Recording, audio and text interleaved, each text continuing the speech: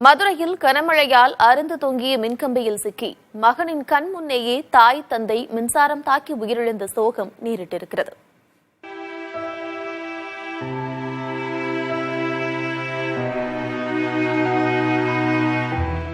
இறப்பின் தீவிரமோ இழப்பின் உள்ளார்ந்த வேதனையோ தெரியாத வயது. கண்முன்னே நடந்த விபரீதத்தின் வலியை கூட உணர முடியாத அளவுக்கு வேதனையின் வரிகள் படர்ந்துள்ளன இந்த 10 வயது சிறுவனின் முகத்தில்.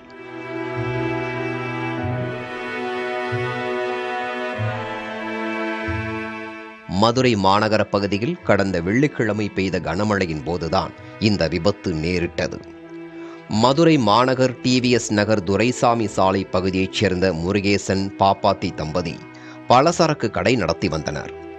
இவர்கள் கடையை அடைத்துவிட்டு பைக்கில் சென்றுள்ளனர். இவர்களின் ஒரே மகன் கௌதம் பைக்கிற்கு முன்னே சைக்கிளில் சென்ற நிலையில் அங்கு அறுந்து கிடந்த மின்கம்பியை பார்த்திருக்கிறான். இது குறித்து பெற்றோரிடம் சொல்ல திரும்பிய நொடியில் அந்த விபத்து நேரிட்டது. முன்னாடி போயிட்டான் சைக்கிளில் போயிட்டு அவன் பார்த்துட்டான், ஏதோ கம்பி மாதிரி விழுந்திருக்கே அப்படின்னு சொல்லி பார்த்துட்டு அம்மாட்ட சொல்ல போகுன்றதுக்காக. வயசு எத்தனை சாமி அவனுக்கு? 4th படிக்கிறான். 4வது படிக்கிற பையன்தான். சொல்லுவான், வீட்டில் சைக்கிளை நிப்பாட்டிட்டான், பக்கத்தில் போய் சொல்லுவான் அப்படின்னு சொல்கிறதுக்குள்ள அவன் கண்ணுக்கு முன்னாடியே அந்த மாதிரி ஒரு சம்பவம் நடந்து போச்சு. அது மிகப்பெரிய கூட்டம், சொல்லவே முடியாத மாதிரி போச்சு. எப்படி அந்த பையன் தாங்க போகிறான் என்னன்றது தெரியல நமக்கு.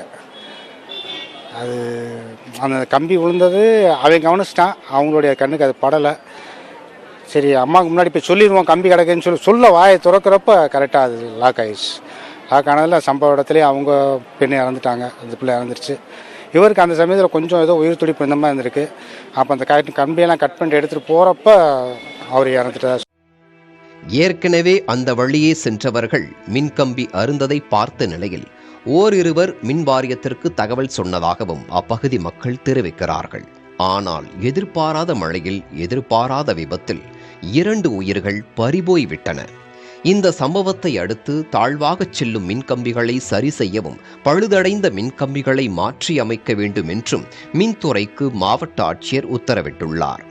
இழப்பு ஏற்படும் முன்பாக மின்கம்பிகள் சரி செய்யப்பட்டிருந்தால் அந்த சிறுவன் தனது பெற்றோரை இழந்திருக்க மாட்டான். முன்கூட்டியே கவனித்திருந்தால் அந்த சிறுவன் தனித்து விடப்பட்டிருக்கவும் போவதில்லை. அலட்சியங்கள், பொறுப்பின்மைகளுக்கான விலையை அப்பாவி மக்களே தந்து கொண்டிருக்கிறார்கள். புதிய தலைமுறைக்காக ஒளிப்பதிவாளர் குணாவுடன் செய்தியாளர் சுபாஷ்.